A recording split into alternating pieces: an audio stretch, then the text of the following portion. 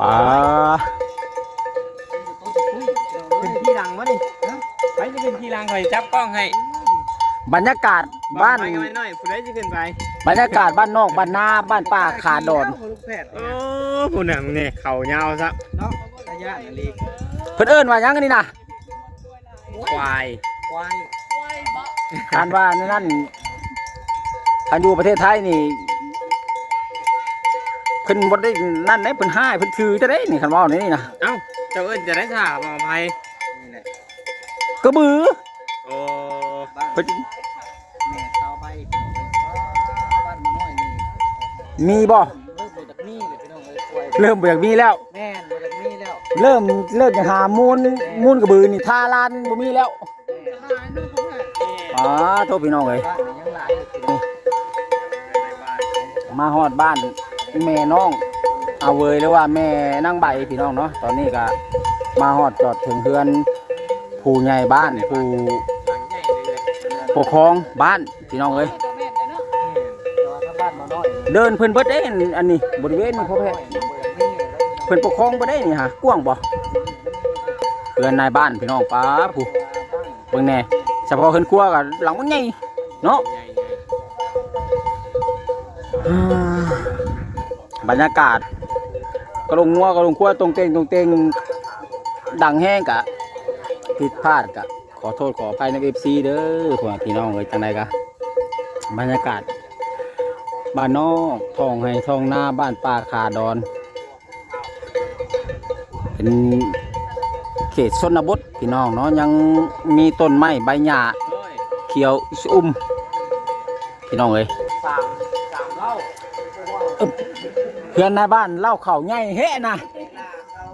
เวลาเขาบ่เป็นหยังเขาไปเพิ่นเอาไปส่งมาก่อนนะ เล่าเข่าสามเล่าซ้ำทีอันขายนี่เป็นเศรษฐีเข่ามาตามหาเพื่อนในบ้านหอบพี่ ในบ้านเด้ โด อย โดยโดยโดย โอ้ยพี่น้องมาหอดแล้วปะนี่ฮะ แต่เฮาน่ะ เอานั่งรถบ่เป็นหยังดอกแม่ป้าบ่ปูก็ได้นะในบ้านบ่ต้องมันนั่นดอกปูก็ได้บ่เป็นหยัง สาดงามเนาะงามนี่ทาสีแบบมีสีซับอีกเอกสารเฮา โอ้ย แล้วคอยจะ ยัน พอแล้วคันผู้อื่นนี่เขาต้องเว้าแน่แหละของคันว่าแล้วบ่ได้เวลาบ่ได้ตุกทุกข์ได้ยากเขาก็บ่ได้วนบ่ได้เกี่ยวเลยนะบัดเวลาตุกทุกข์ได้ยากสิคอยวังอะนะอะเบยหันน่ะอะเบยหันก็เขาไปเอา ตอนนั้นหันคอยบ่ได้รู้จักซ้ำเขาว่าในบ้านพวกอาณาเมืองโทรหาว่าอ้าวโตคือว่าป้าลูกบ้านโตได้ได้เขาเห็นคือว่าไปนอนในป่าในดงในคือ อืม อ้าวคือบ่มีนะบ่ได้เขาว่าในบ้านแล้วเขาว่าเขาบ่ฮู้คือกันเขาก็บ่ได้เคยเล่นโทรศัพท์เขาก็บ่เป็นน่ะนะแล้วเลยอะนะพวกเมืองหันว่าเบิ่งเด้อเขาสิส่งให้เจ้า ในบ้านข้างแน่ได้เพิ่นว่าส่งก็เห็นในบ้านเพิ่นหั่นในบ้านคอยบ่ได้ฮู้จักในบ้านคอยหั่นน่ะ โด บ่ ย คอยผู้กันจะตั้งในบ้านบ่คอยบ่ได้ฮู้จักมีแต่เขาพวกอันน่ะคำว่าพิเศษเลยในบ้านเขาหั่นในบ้านเขาหั่นน่ะเห็นบ่นำมาเขาเบยหั่น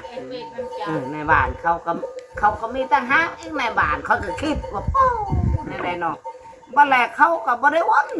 อันในบ้านเขาหั่นผู้ฟาดมาวนคอยบ่ว่าแต่น่ะแต่เก่าอ่ะแต่ละอันน่ะแต่ละห้องการโทรหาบ่แลบ่ได้ว่าในห้องการนี่แต่ละคนอีกโทรหาคอยว่าโอ้เจ้าเฮ็ดแน่นะก็เฮ็ดเนาะบ่แม่นเคยเฮ็ดก็กับบ่ทวงบ่ทันคือกันเขาอยู่ในนั้นไปก็อยู่เฮือนไปเฮือนมันแต่เก่าก็คือบ่ได้มีเป็นแนวนั้นน่ะนะ เฮาก็เบิ่งบ่ทวงบ่ถึงเนาะ บ่ทั่วบ่ถึงแต่เก่าบ่มีคนนอนในคือไม้คือตอกไปอยู่น้ำปานน้ำดงบ่มีก็เลยเข้าไปเฮ็ดแนวนั้นน่ะค่อยละบ่แม่นว่าเนาะนะเข้าไปซิค่อยเขาว่าโอ้ในบ้านนั่นนี่ในบ้านมาบ่แม่นในบ้านคน บ่เบิ่งฮอดคนลูกบ้านเป็นได้เนาะเขาว่านะ เขาเจ้าว่าให้ว่าบ่เบิ่งลูกบ้านเจ้าของ เออ เขาเว้าบ่ว่าแต่บ่อนอื่นบ่อนไกลนะแถวนี้ก็เขาก็เว้าว่ามาบ่แม่นคนคันคนเลยเบิ่งบ่แลเขาเลยเที่ยวไปเที่ยวมาแล้วเข้ามาหาแถวนี้แหละบ่แลอยากได้ใบอันนั้นอีกใบไปจังไปอันน่ะไปช่างแล้วเขาบัตรประจำตัว โอ้ บัตรประจำตัว เขาหาบ่ได้วนคอยละบ่เฮ็ดให้เขาว่าบ่เฮ็ดให้คอยได้ศึกษาคณะบ้านหมดคณะบ้านของเขาก็บ่ได้วนคอยน่ะ โดย หมอพัวลงคลิปหานาเราก็เที่ยวมาหาเที่ยวไปเที่ยวมาหาคอยบ่เฮ็ดให้โดนไปโดนมาแล้วเขาก็เอ้าเขาก็ถามหมดแล้วก็เขาก็ว่าเอ้าเฮ็ดจะเป็นแล้วก็เฮ็ดให้เฮ็ดให้ใบยังยืนแล้วเขาก็ไปเฮ็ด โอ้ บันแลเอาไปเอามาเกี่ยวไปเกี่ยวมาพิษกันกระเทาเบยฮันอีกพวกอันน่ะไปอันน่ะ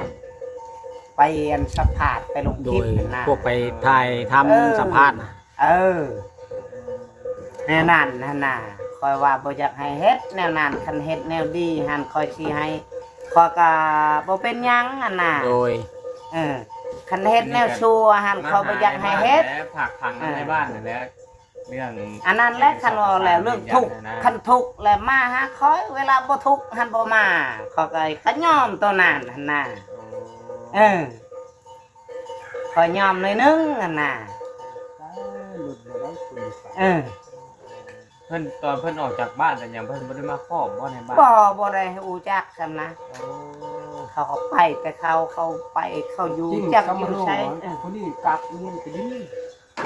บอกให้เขาเอาเมื่อแล้วคนรอ เอาเมื่อไปช่างเข้าพัดบ่แลเขาว่ามาอยู่นี่คอยบ่ไปทางใดคอยว่าสิไปแลนเอาอันน่ะใบยกใหญ่พวกผู้เมียหันผู้ผัวหันมาสิมาอยู่พี่อ่ะนะ โดย คอยว่าก็บ่ยากมีแต่มาเอาใบห้องหับมาแต่เมืองนี่แหละก็เมื่อเส้นอยู่ทั้งเมื่อเจ้าหันบ่แลบ่ไปบ่มาหันพวกอันน่ะพวกมาสัมภาษณ์เขาหันเขาว่าบ่เฮ็ดตัวนั้นน่ะมันก็บ่เป็นหยังตัวนั้นเฮ็ดน้ำลังสิเฮ็ดใบอันน่ะให้เท่าเบยก่อนบัตรประจำตัวเท่าเบยก่อนว่านะพอเลยปะอันนั้นก็เข้าก็อยู่เฮิงเติมเลยนี่หันพวกถ่ายคลิปพวกสัมภาษณ์หันถ่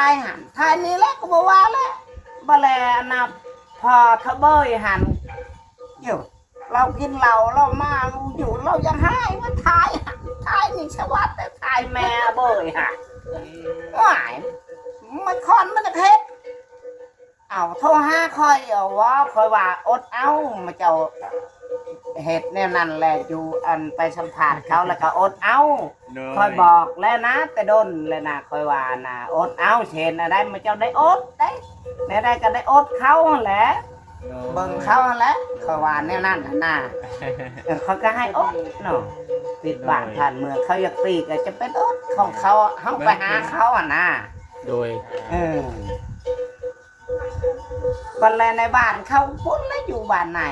พุ่นขนาดนั้นจะคอยอยากให้ไปหาเขาก่อน อะไรอีกเขาเลยลงเอาไว้เขาต้อง เขาซ้อนหัน พอเอาเขาไปหลับ เขาซ้อนนั้นในบ้าน จะ เขา ว่าอะไร ตอนสัมผัสกันน่ะ เอาเมื่อจะสิฮอดจักโมง เขาซ้อนหันเป็นในบ้านตอนนั้นสัมผัสเขาเบยหันไปนอนในเครือไม้ไปเห็นหางนอนในเครือไม้ก็เขาซ้อนนั่นเลยยืนแฉะ เพราะอันว่าคนเป็นในบ้านในปัจจุบันนี้เด้ฉันเจ้าบ่คือว่าจังได๋ คอยเป็นในบ้านกันรวมหมดหักบักเป็นในบ้านตอนนั้นฮะเล่า แสดงว่าทั้ง ก่อนเป็นในบ้านกำผู้เดียวเป็น แม่น เนาะ เป็นกรรมรวมเพิ่นเป็นกรรมรวมนะ ก็บ้านคนนั้น บอเขาหันตอนเข้าไปสัมภาษณ์หันเขาเป็นชาวาเป็นในบ้านป้อมกับแม่นนะ อ๋อ ใครก็บ่ได้หูจักนะ ทางเว้านี่บ่ได้มีไผแต่งตั้ง บ่ เป็นเองเป็นในบ้านเอง เขา เป็นเองบ่ได้นะในบ้านบ่มีตาจำ แอบอ้าง เขาก็เว่าว่าอานา พวกอนาสัมภาษณ์เขาเบาลาอะไรเขาก็อยู่นี่แล้วเด่นนี่ฮะ มาแต่หันแล้วนี่ก็ดี เขาก็ว่าในบ้านพาไปบอกคอยกับบ่ฮู้บนแน่นั่นแน่นี่เขาก็ว่าเป็นดอก นั่นแหละเขาจึงว่า ยืนแซะอยู่แล้วในบ้านเขา นั่นแหละเขาจึงว่าเจ้าว่าในบ้านบ่เบิ่งลูกบ้านนะ เจ้าบ่ฮู้จักหยัง บ่ได้ฮู้ บัดผู้ไปวัดอ้างว่าเป็นในบ้านบัดนี้ เขาก็เป็นในบ้าน โอ้นั่นมันก็บ่ได้แล้วเนาะ ห้องในบ้านเขาก็จัดตั้งไว้ทั้งนั้นปกสในบ้านห้องก็กำอยู่ทางบ้านในอ่ะก็บ่ได้ไปหาล่ะ อืม เราก็อยู่ในหันนั่นแหละ เนี่ยน่ะก็สร้างเฮ็ดเนาะ เห็น บ่แม่นเป็นในบ้านก็อยากเป็นในบ้านเลยฮะ อะไรครับไปไหน ยอมเฮาก็ดี อัน บ่แน่ เขา น่ะ ก็ ภูมิใจนำอยู่เด้นี่ฮะเออ บ้านแลมาอยู่นี่หันพวกอนาหันอันเขาว่าอันแก้วนะอนาเนาะเขาอนาหันแก้วตังมั่งหั่นน่ะ จบ ซื้อแก้วอนาหันตัวนั้นเขาเฮ็ดแล้วก็เขาเฮ็ดเกินเฮ็ดการแล้วเขาก็มอบไอ้น้องเขาก็รู้จักแนวเฮ็ดแล้ว แก้ ก็ ไข สิเฮ็ด สุ ให้ ภาพเลยขอเลยสุภาพนามาไก่ดี หักโมเจ้านี่คอยบ่ติคอยติเพิ่นนี่ ยอมแล้วขอเจ้ากันยอมแล้ว คอยติเพิ่นนี่คนบ้านเองก็ยังบ่ฮู้ มันลืมได้ บ่ฮู้ที่ไปที่มา เพื่อนนี่เดี๋ยวนี้ ชื่อเพื่อนไอ้น้องเขาพ่อแม่เขาก็ยังอยู่พิมมาหาเขาบอกอ้อนน้ำมือก็สิบ่จัก พิด บอก แล้วพลุกไอ้ยอม ยังฟีดยังแม่นเลยเนาะ คอย เรา ติ บ่ได้มาเรื่อยแล้ว ในผู้ ลงมันเปลี่ยนแปลงไปเบิดเราอะมันเปลี่ยนแปลงไปเบิดหลังยาวๆพุ่นได้เราบอกโมเมนต์นะว่าตอนนั้นอยู่ว่าห้านขายเครื่องแถวนี้มาปีกายนี่ มาบันนี้เล่าแล้ว3อันนี่ครับจืดแล้วก็ลาย จื้อแบบนี้ คอย มัน บ่ ฮอดจืดปรับ มาแล้วมาเห็นในบ้านเนี่ยชื่อปั๊บบัดนี้ คอยบ่ เนี่ย บัดนี้ทางหน้าบ้านเพิ่นกำลังประกอบข้อมูลเอกสารพี่น้อง เรื่องเท่า มาหน้าบ้านแล้วก็ ตะบนเท่าเนี่ยละ นี่แหละคงจะเดือจากหน้าบ้านให้เพิ่นเซ็นบทบันทึกให้พี่น้องเลย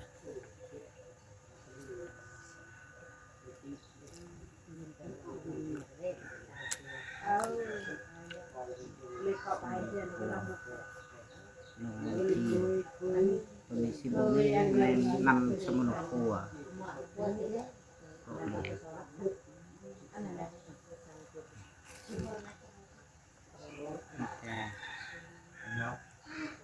ก่อนเราสู้ ตะกระเว้ยก็ถึงชั่วโมง bây giờ tự sắp một bài nó sắc câu hẳn tự ở đường này sắc ở đường này chưa câu một bài 10 mộng chả ที่ไหนคือตัวการอิ่มคนมาเลย lại dầu có 2 bài 4 mộng ở đà 6 mộng từ động con cọ phật cười lên tôi lên lại là còn ăn được จะเทรนเลยครับ đi ngốc rồi đã và ตึ้งชั่วโมงเลยก็หันเท่า